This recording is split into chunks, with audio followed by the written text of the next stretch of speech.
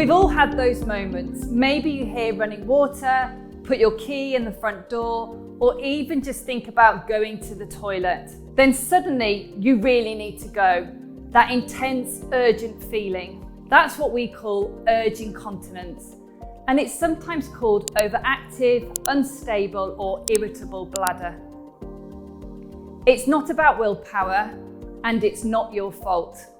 It's a bladder control issue. And the good news is there's help.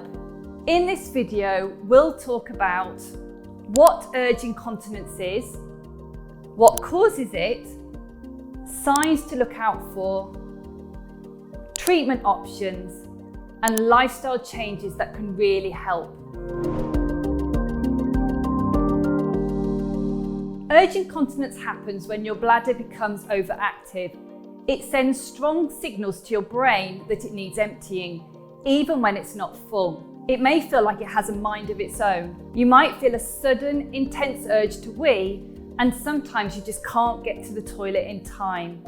And triggers for this can include hearing running water, putting your key in the front door, even just thinking about going.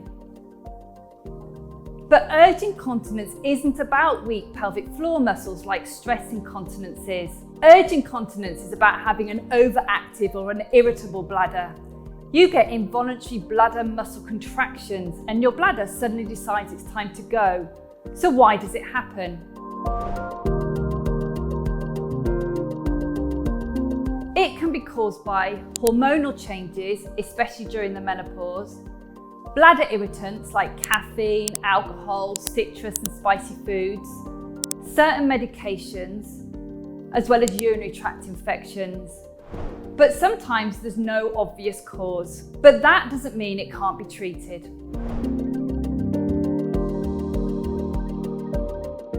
You might notice frequent urination, and that's going to the toilet more than 8 times in 24 hours, a sudden urgency to go, leaking before you reach the toilet, or waking up at night more than once to wee, what we call nocturia.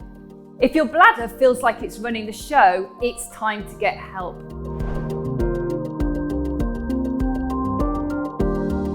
There are lots of ways we can manage urge incontinence, and we usually start with simple, non-invasive options.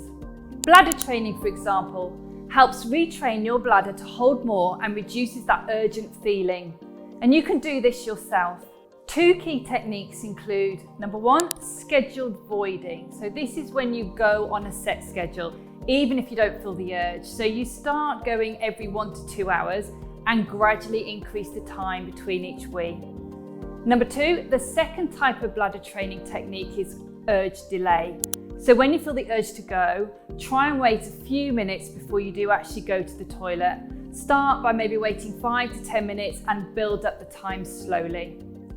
We recommend at least 6 weeks of bladder training, ideally combined with lifestyle changes, because simple changes can make a big difference. So cut back on caffeine, alcohol and fizzy drinks. Avoid just in case toileting. It trains your bladder to hold less. Stay hydrated, but avoid drinking too much fluids before bed. Maintain a healthy weight. Quit smoking as it irritates the bladder. And stay active.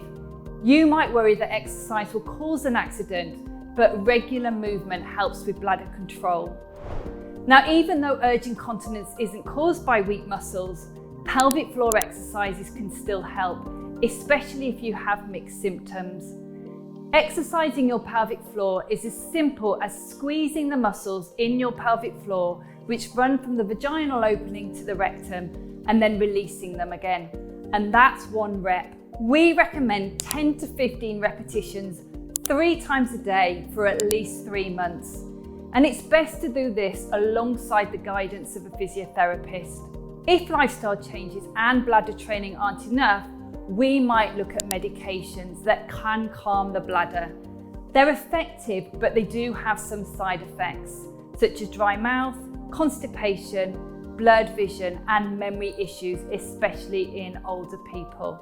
If these medications don't help, there are other options, and these include Botox injections. It's not only for wrinkles, Botox can be injected into the bladder wall to relax the muscles and reduce involuntary contractions. It's usually done under local anaesthetic and it can be very effective. There's also nerve stimulation, and this helps calm the nerves that control your bladder. In very severe cases, surgery may be considered, but this is rare and usually only offered when other treatments haven't worked. Some common myths I hear a lot from women that I see in clinic are, I just have a small bladder, or it's just part of getting older. But that's not always true. If you're leaking, rushing to the loo, or going more than 8 times a day, or getting up more than once at night, it's worth getting checked. There are treatments that work and you don't have to just live with it. So if your bladder feels like it's calling the shots, please don't suffer in silence.